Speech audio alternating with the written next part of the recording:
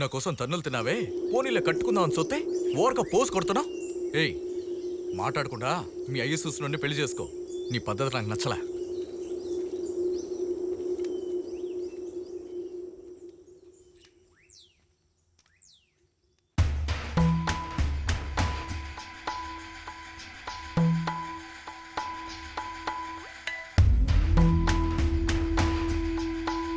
రాసుకుంటే చొక్కా కట్టుకుపోద్ది, రాసుకోకపోతే అట్ట కట్టుకుపోద్ది. మన ఉత్తాలంటిది ఏం చేస్తాం? దీనికి పెళ్లి వయసు వచ్చింది కానీ పక్క కూడా సర్ది పెట్టదు. ఇప్పుడు అనుకునే ఏం లాభం? చిన్నప్పటి నుంచి మంచి బుద్ధి నేర్పించి ఉండాలి.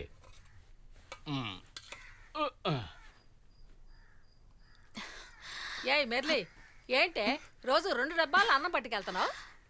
ఏంటి అడుగుతుంటే సమాధానం చెప్పకుండా అట్టా చూస్తావేటి?